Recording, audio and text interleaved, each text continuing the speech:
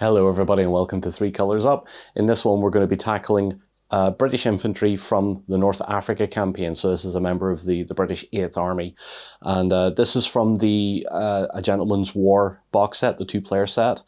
And I figured a few of you had asked in the comments with the Africa Corps tutorial, it was quite a while back now actually compared to this. Would I do some 8th Army? Yes, the answer is yes, we're doing that now. So what's different between this one and the Africa Corps tutorial is that the Africa Corps tutorial I think had a few more steps in it. This one's a bit more simplified, like the more recent ones, where we're trying to paint stuff in a way that is easy to follow, easy to replicate, and get squads or sections done a little bit quicker than if you're going in and highlighting and doing a lot of more technical stuff. Always trying on my little personal crusade to try and show you that you don't need to be doing the best, you need to be doing enough. And hopefully this is enough for you guys that want to see how I would paint British 8th Army. So without further ado, let's get down to the table and let's paint it.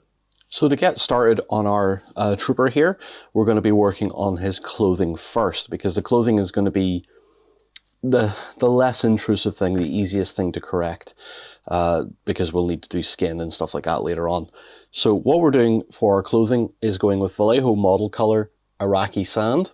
It's a nice pale sort of sand color, so I'll put a bit of that onto my little palette pad down here.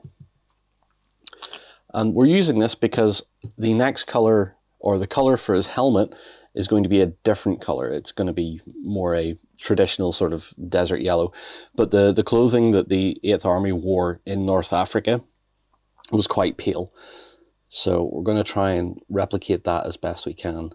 So just a simple base coating step, just to go over all the skin.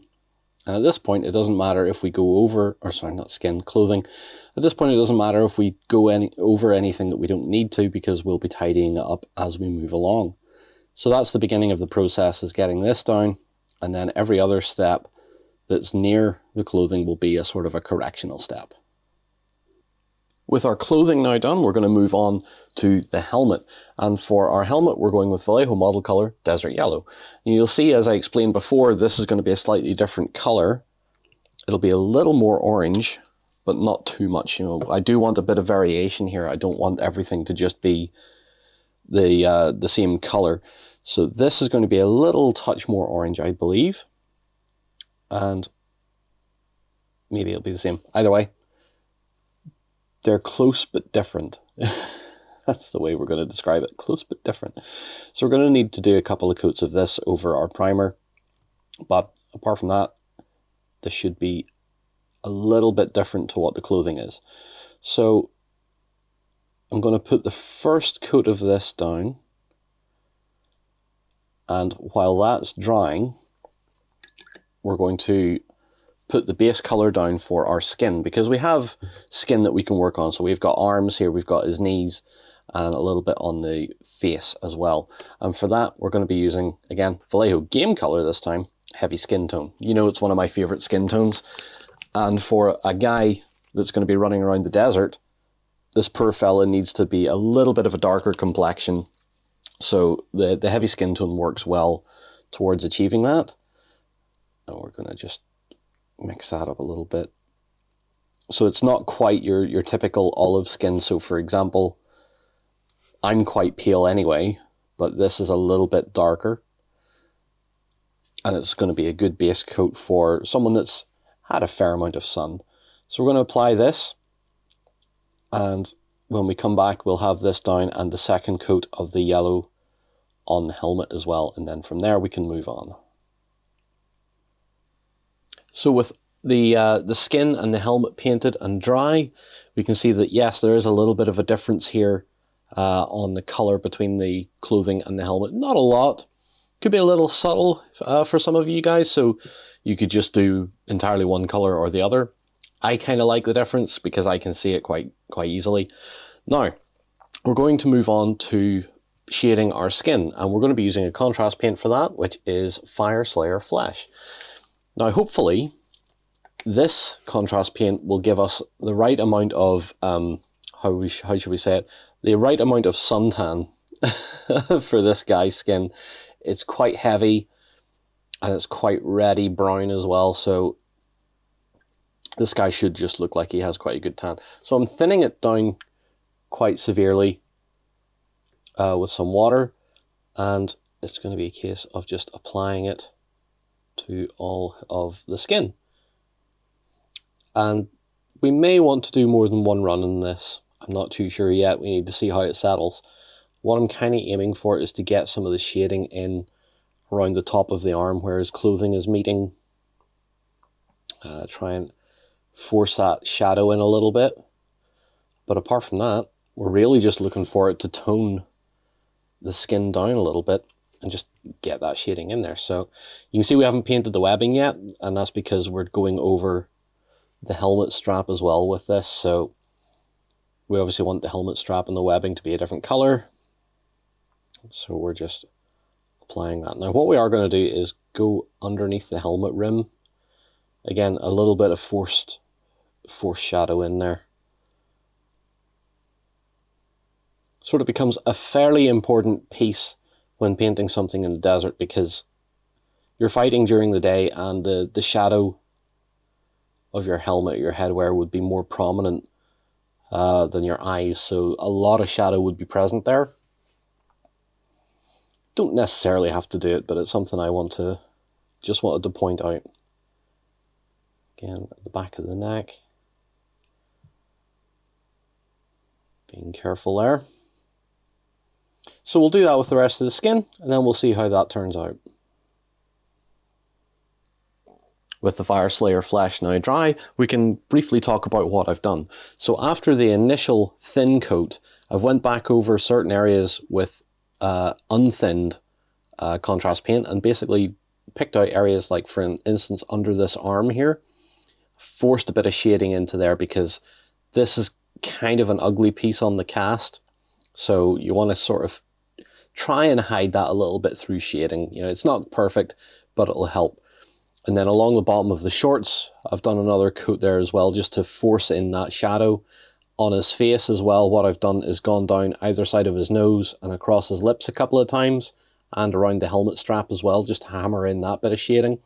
And what it's doing is giving us a bit more character and a bit more visual interest, without having to rely on going in and doing some highlighting or doing the eyes or anything like that. I want to keep it simple. And again, same on the cuffs on the shirt as well, just added a little bit more shading in there. So with that done, we're going to move on to painting his webbing. And for his webbing, we're going Vallejo model color green yellow. This is kind of as close as I can really see on my own paint rack what sort of color I'd need.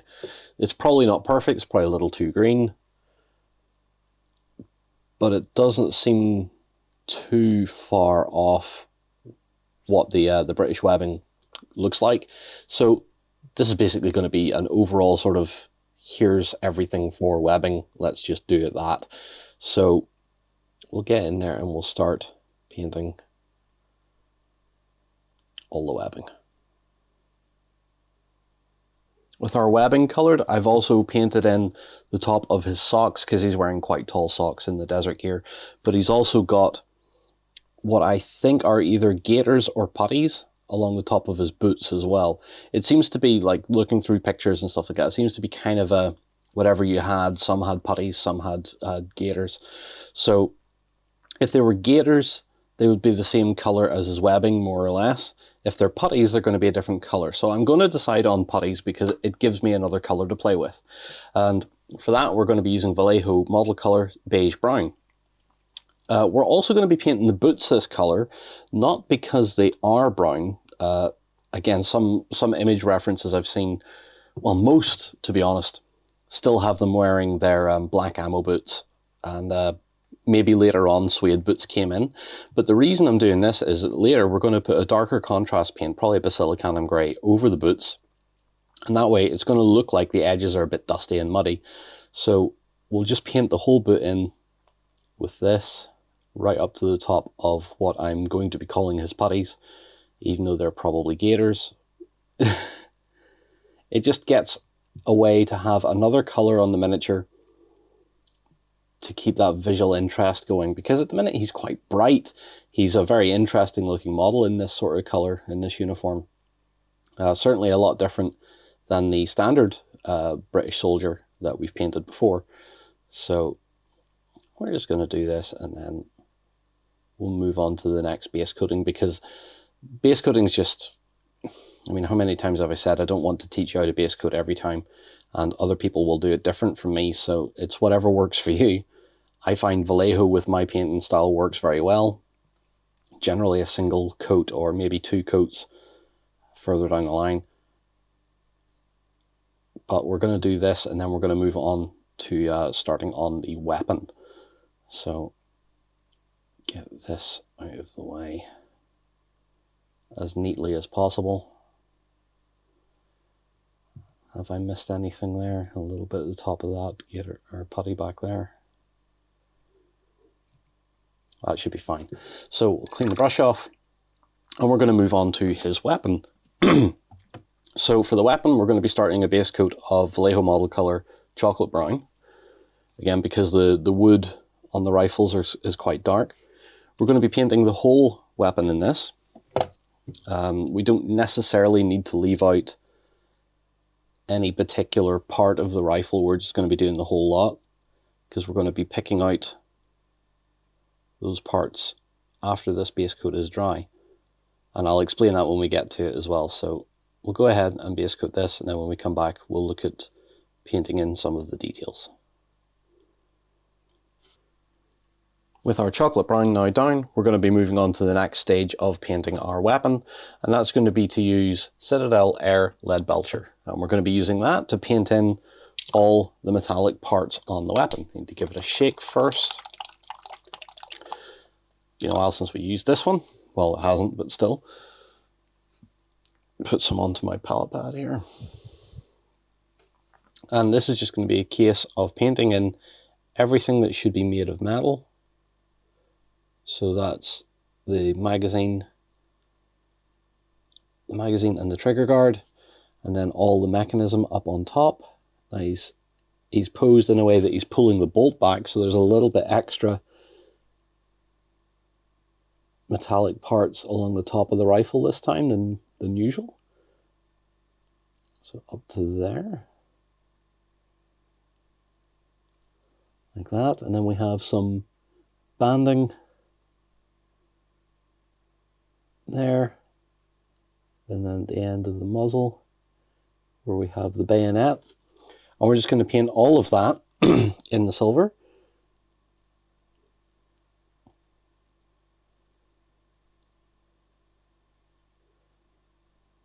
And hopefully it'll all make sense when this is dry and we move on to the next step. I need a bit more metal than that. So we're going to go ahead and do this. And there's probably a few other metal parts as well on the miniature that we want to pick out. So we're just going to have to be mindful of those. See if we can carry that banding over the top of the rifle. Just find where I finished it off, and there. Carry it over the top and down to meet the other lug for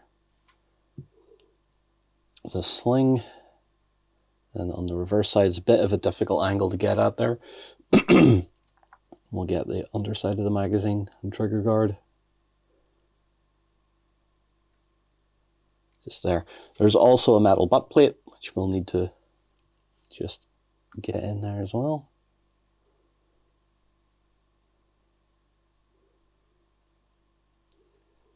Now, any other metal parts that we're missing here? Buckles are generally brass on British gear, so we have the end of this piece here, which is a little screw part, and I think we'll probably do that as well. This actually should be in a wood colour, so I forgot to do that. So off camera, I'm going to paint that in chocolate brown as well, just to match the weapon. But no, apart from that, that's basically it. So, in fact, I know I have my chocolate brown still on the palette pad there, and it's still wet, so we'll just take a bit of that now.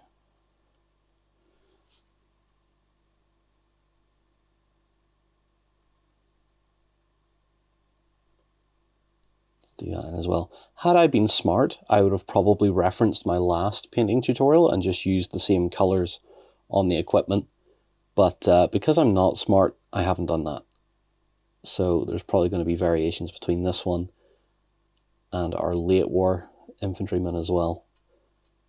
But that's okay. Off camera earlier as well, I took the same colour used on the helmet, which is the desert yellow, and painted in the frog or the scabbard for the bayonet. Just, I couldn't figure it wouldn't just be black, I don't think. I'm honestly not sure. They might have painted it, or this individual soldier might have even painted it himself. So, we're going to leave that for a few minutes to dry. I think actually, while I have the beige brown still here, from the boots, I'm going to paint in his hair, I think, because he has a bit of a hairline going on. It's not easy to see, but it is there. So that's going to be quite messy if I leave it out. Get that water off the brush.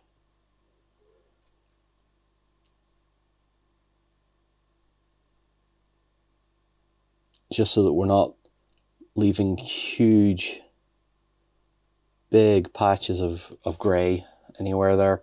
So I'll maybe tidy that up as well. But we'll leave that a few minutes to dry. Then when we come back, we can move on with the weapon, and then we can start to basically wrap the model up. With the metallics dry, we're going to move on to basically our second or third to last step. And we're going to be using some Basilicanum grey. And we're going to be applying that heavily onto his boots to make them look a bit more black, and we'll be applying it to our rifle as well. So we're going to make sure it's good and thick, good and heavy, and let's see what it does on the boots first, because I've never applied this over anything like this before. So maybe a bit too much on the brush there. See if this is going to work the way I was kind of envisioning it. It probably won't, but you know, worth a try, worth a try. You can always say to me in the comments, you know, John, that didn't work, and I'll be like, yep, that's fine. But we know, you know. So I'd say that's going to be okay. I think that's going to be passable for what it is. Makes the boot, hopefully when it's dry, it's going to make the boot look a little more dusty rather than just being a brown boot with some black paint slashed all over it. I think that should look all right like that. And then on the weapon, we're going to be focusing on the metallic areas. So take a bit more off my brush. So something like that. Oh, we can do it over the whole weapon. To be fair, we can dull it all down. Just leave the sling alone. With our Basilicanum grey now dry, we can have a look at how our boots have turned out for a start, which, you know, they seem fine. A little bit of a brown tone in there instead of just really dark. The weapon, the rifle, looks pretty good too. So silver with a bit of Basilicanum grey seems to work quite nicely on that. And overall, we're almost there. So 2 more steps I want to do. First one is another contrast paint. And this one is going to be Skeleton Horde. This is going to be applied all over the model, over everything this time. We're going to tone the model a little bit with this. So just get an appropriate brush here, something a bit larger and a bit softer than usual. Get that out onto the palette pad as well. And we're going to be thinning it just a little bit, not a lot, I don't think. We're going to move it around a lot, I would say. So obviously we want to apply it over the whole thing. And this is going to let us get our shading onto the uniform. And we want to move it around a fair bit because we don't want it to pull too heavily. If it starts to apply a lot of shadow, that's not necessarily what I want. But it will tint everything and will make things look a little more dusty and a little more messy looking. With our Skeleton Horde dry, you can now see what I was aiming for here with the uniform, to sort of dull it down a little bit and get a bit of that shading in there. And he's looking pretty good. So we've got one last step before we matte varnish and then show it off all done. and that's going to be a little bit of a dry brush. And for the dry brush, we're going to be using Vallejo Model Color Buff. It's a nice, bright, very light, dusty color, and I think that's going to complement our miniature quite well. So, need to open it up. I don't think I've actually opened this bottle yet. No, I have not. So this is really just going to be I'm going to call it an optional step. You could follow everything up till now and you could have your stuff looking pretty good. But I think just this little bit of a dry brush, I always seem to go a little bit further with some of my historical models, just to try and get a little more sense of realism into them. There's a lot of paint on this brush. It's a little bit too much. You see me wiping it off on the finger here. Hopefully that's what I want. So really, I'm just going to be trying to focus on the top of the helmet here, just to try and get a bit of a dusty sort of finish to it. Might be a little heavy in places there. And then down onto the uniform as well. Let the dry brush catch all the edges of his uniform, like that. A little bit onto his arm there, but that's okay. And then over the small pack here as well. Get a lot more paint off this brush. And just try and lightly highlight it all up. That way it's not looking just as dull as the Skeleton Horde has made it. We're just bringing it up a little touch.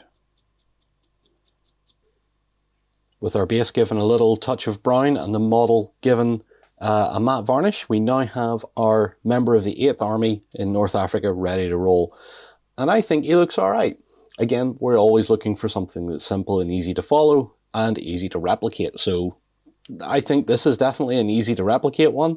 You guys, of course, if you feel like you can put more detail in, or if you have more time to spare per model, go for it. Absolutely go ham. You can get some really incredible results with just a very small pool of paints available for you. So he looks the part, I think. I don't think I would do anything more to it than this. If I had an army of this, I'd be very happy with it. I know some of you guys are like, oh, you know, maybe it's a bit too simple. But it covers all the bases that you need for a color scheme like this. It's bright. It's got contrast where it needs to be. It's got the colors where it needs to be. The little bit of highlighting, a little bit of shading, nothing too extravagant.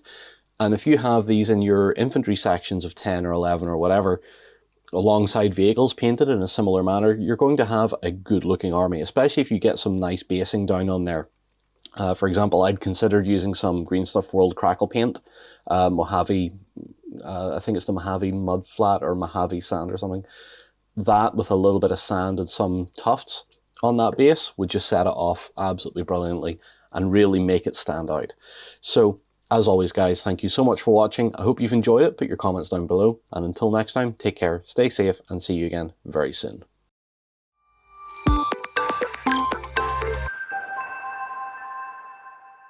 Go ahead and check out our other content on screen now. And while you're at it, why not hit subscribe and remember to ding our dong. Go on, you know you want to click it. Go on.